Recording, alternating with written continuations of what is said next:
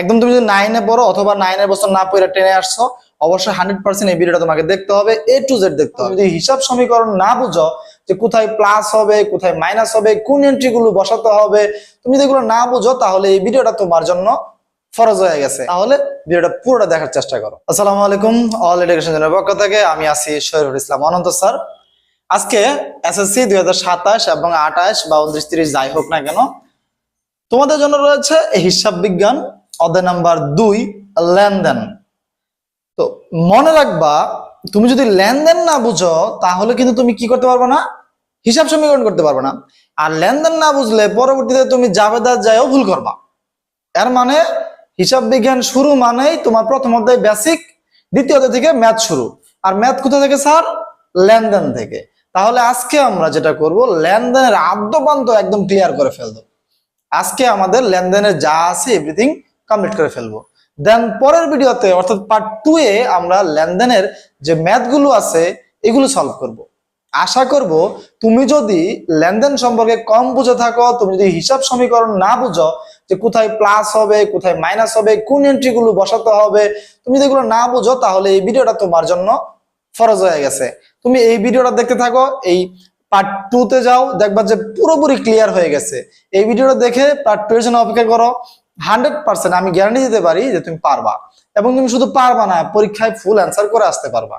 তাহলে এখান থেকে কিন্তু মনে রাখবা, লেনদেন অধ্যায় থেকে প্রায় সব সময় সৃজনশীল আসেই। তাই আমাদের যেটা করতে হবে, একটু মনোযোগ সহকারে শুরু করতে হবে। তুমি যদি আমার এই ক্লাসগুলো A to Z ফলো করো তাহলে আমার মনে হয় তোমার অন্য কোনো টিচার বা কোচিং সেন্টার বা গাইডলাইনে কোনো প্রয়োজন হবে না। সো ফ্রিতে পেয়ে যাচ্ছ। শুধুমাত্র কি করবা, এই ভিডিওর নিচে একটা কমেন্ট করবা যে তুমি দেখে উপকৃত হচ্ছ কি হচ্ছ না, আর তোমার কি প্রয়োজন, কবে প্রয়োজন, পরীক্ষা কবে, এগুলো জানাতে হবে। আস্তে আস্তে 2027 সালের পরীক্ষা চলে আসতেছে, সামনে পি টেস্ট, তোমাদের জন্য কিন্তু লেনদেনটা খুব বেশি গুরুত্বপূর্ণ।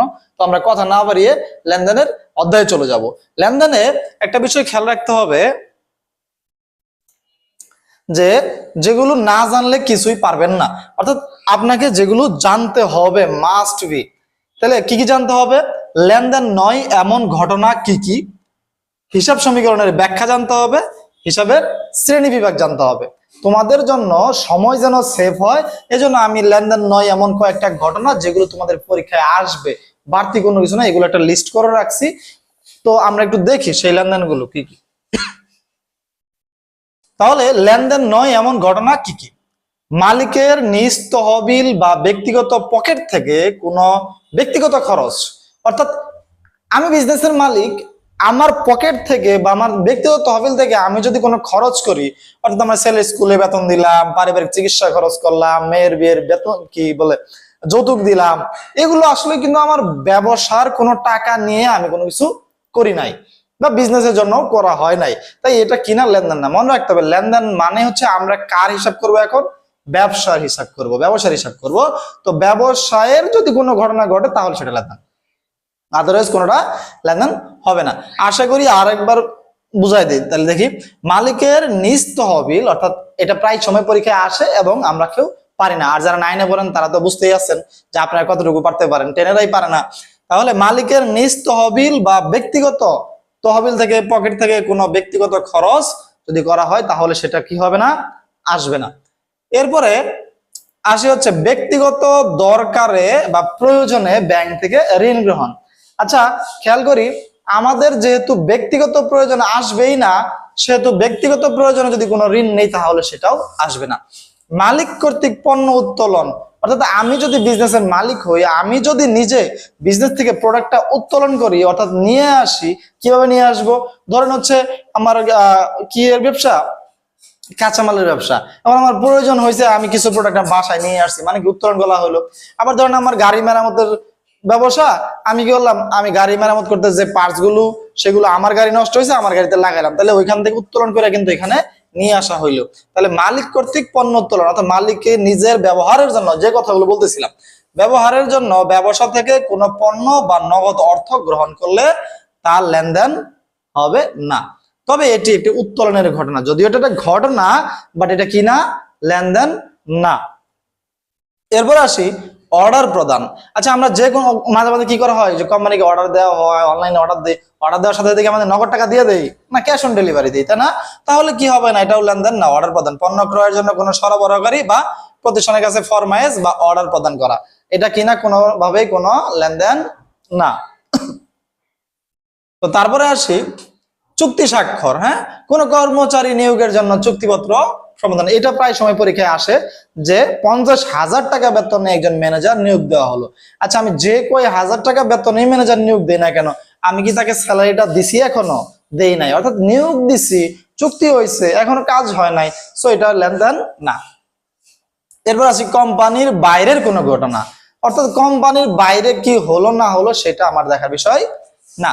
ব্যাংকে হিসাব খোলা হলো, আমি ব্যাংকে একটা হিসাব খুলছি, এখন পর্যন্ত কোনো ট্রানজাকশনই করি নাই, কোনো লেনদেনই করি নাই, তাহলে কি আমার এটা লেনদেন হবে? না, তাহলে এটাও কোনো লেনদেন না। বাট যদি ব্যাংকে টাকা জমা রাখা হয় তাহলে সেটা লেনদেন।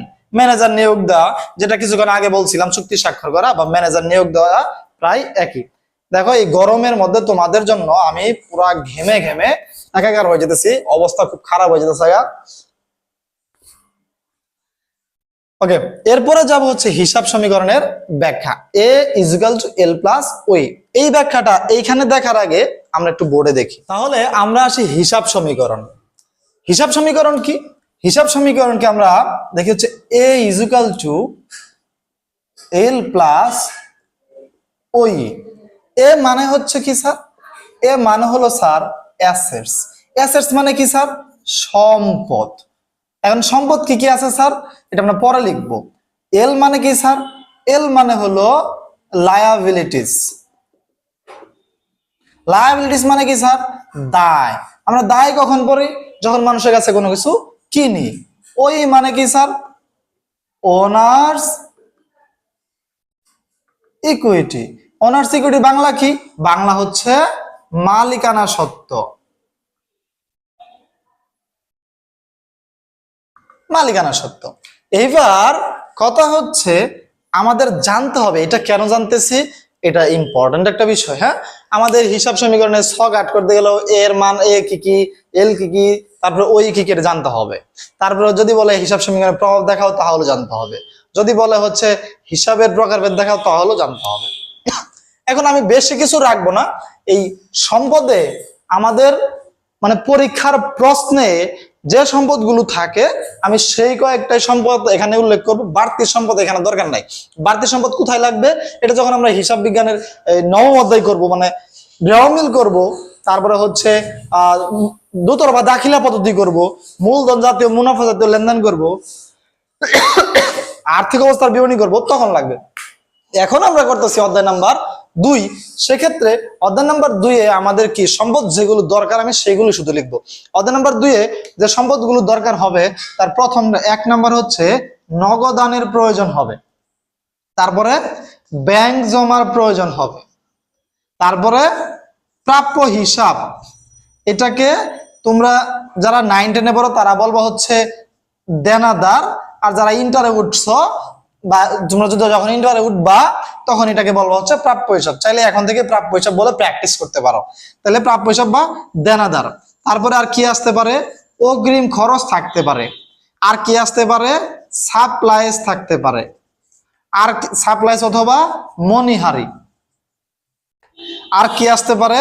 আর আসতে পারে হচ্ছে কি যেন, নগদান, ব্যাংক জমা, প্রাপ্য হিসাব, অগ্রিম খরচ, সাপ্লাইস বা মনিহারি, তারপরে হচ্ছে আসবাবপত্র অথবা যন্ত্রপাতি। আর কিছু থাকে না। আর একটা জিনিস সেটা থাকতেও পারে নাও থাকতে পারে, তার নাম হচ্ছে প্রাপ্য বিল। এবার আমরা যাব হচ্ছে স্যার দায়ের মধ্যে। দায়ের মধ্যে কি কি থাকতে পারে? বেশি কিছু থাকে না।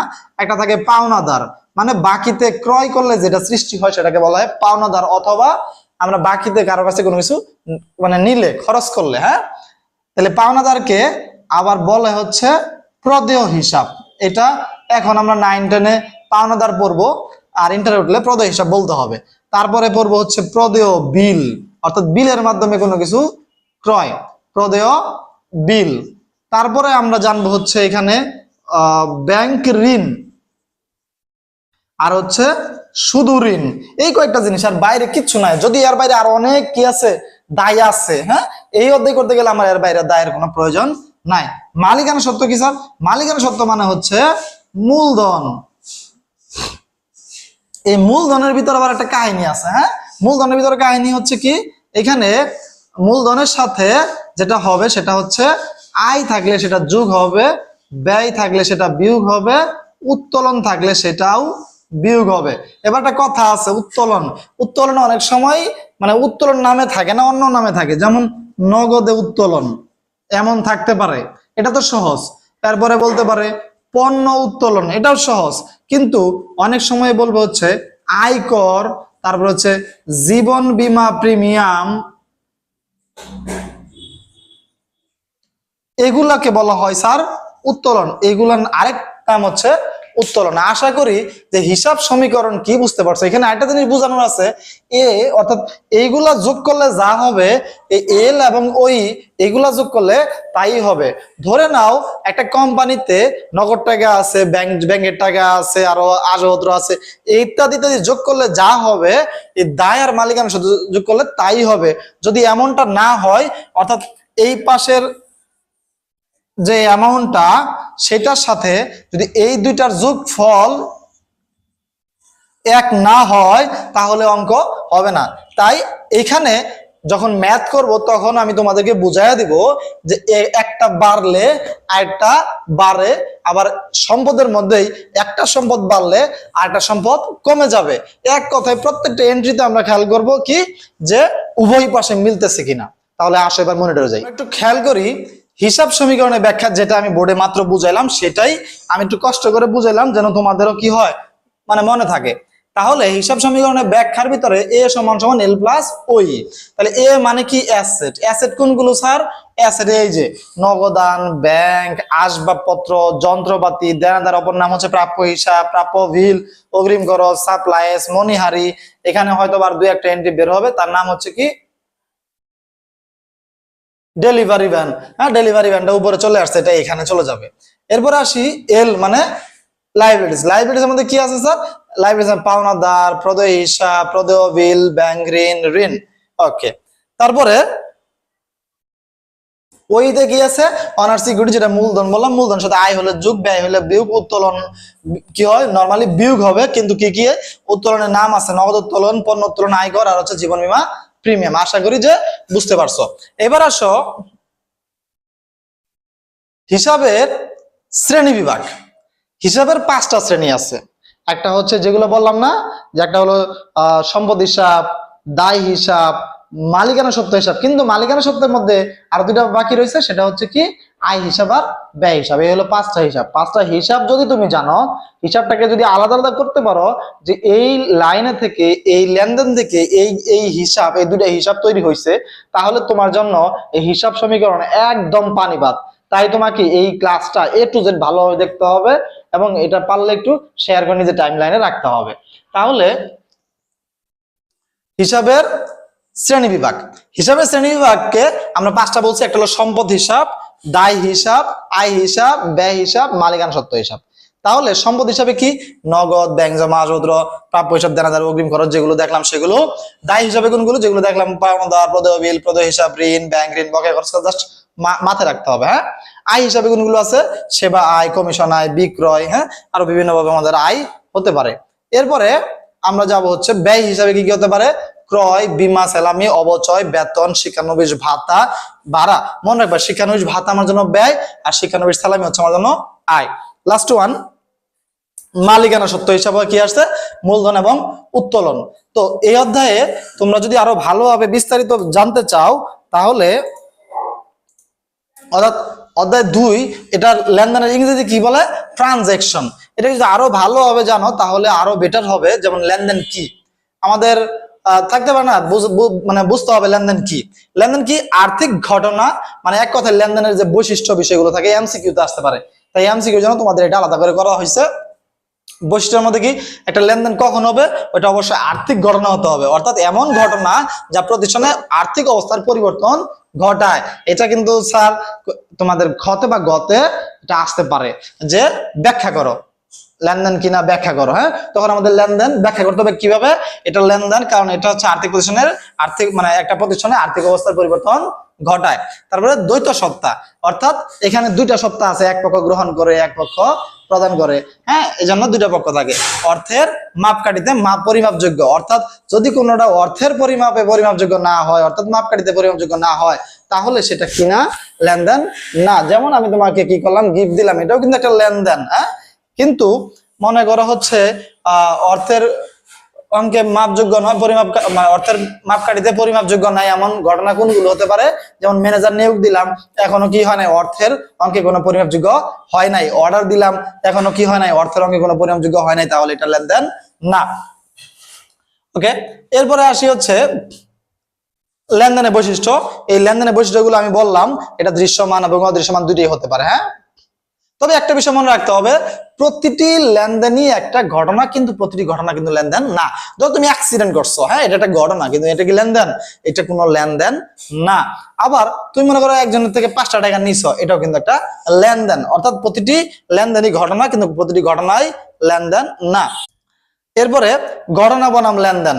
তাহলে দেখো একটা জিনিস, শুধুমাত্র ঘটনা, ম্যানেজার নিয়োগ দেওয়া হলো 5,000 টাকায়, টাকা দেওয়া হয় নাই, তাই এটা লেনদেন না। বাট এটা কিন্তু ঘটনা, শুধু ঘটনা, কিন্তু লেনদেন। পণ্য ক্রয় করা হলো 5,000 টাকা, অর্থাৎ পণ্য কিনছি, এটা একটা ঘটনা, প্লাস এটাও একটা লেনদেনও।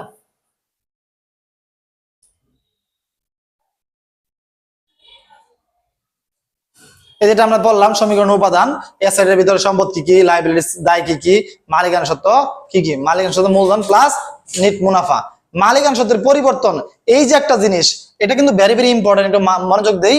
ও E is equal to C plus R minus E minus D, এটা প্রায় সময় এমসিকিউ তো আসে, অনেকেই পারে না। সিতে হচ্ছে ক্যাপিটাল মানে মূলধন, প্লাস আর তে হচ্ছে রেভিনিউ, রেভিনিউ মানে আয়, আর হচ্ছে ইতে হচ্ছে এক্সপেন্স মানে ব্যয়, ডিতে হচ্ছে ড্রয়িং মানে উত্তরণ। এটা আর্ট করা না কিন্তু। হ্যাঁ, আজকের পার্ট নিয়ে তোমাদের যদি কোনো প্রশ্ন থাকে তাহলে অবশ্যই কমেন্ট করবা। পরবর্তী ক্লাসে আমরা যেটা শিখবো সেটা হচ্ছে হিসাব সমীকরণে লেনদেনের প্রভাব, অর্থাৎ হিসাব সমীকরণে লেনদেনের যে ছকটা হয় আমরা দেখি, ওই ছকটা করার ট্রাই করব ইনশাল্লাহ। আশা করব যে এ টু জেড তোমরা ভালোভাবে বুঝতে পারবা। ভালো থাকো, সুস্থ থাকো, আর অবশ্যই একটা সাবস্ক্রাইব করে যেও, একটা লাইক করে যেও, একটা কমেন্ট করে যেও। যদি ভালো লাগে তাও কমেন্ট করতে পারো, যদি খারাপ লাগে সেটাও কমেন্ট করে জানাতে পারো। আমরা যদি ভালো হয় তাহলে তোমাদেরকে এইভাবে ক্লাস নেওয়ার চেষ্টা করবো, আর যদি মনে হয় যে ভালো হচ্ছে না তাহলে আরেকটু ইমপ্রুভ করার চেষ্টা করবো। তো দিন শেষে যাই হোক, সবকিছু এই যে গরমে কষ্ট করতেছি শুধুমাত্র আপনাদের জন্যই। তো আপনারা যদি সুন্দর করে ছোট্ট একটা শেয়ার করে দিতেন তাহলে আসলে আমরা সার্থক হয়ে যেতাম। হ্যাঁ, দিন শেষে ভালো থেকো, সুস্থ থেকো, আর মনোযোগ দিয়ে পড়ালেখা করো। আসসালামু আলাইকুম।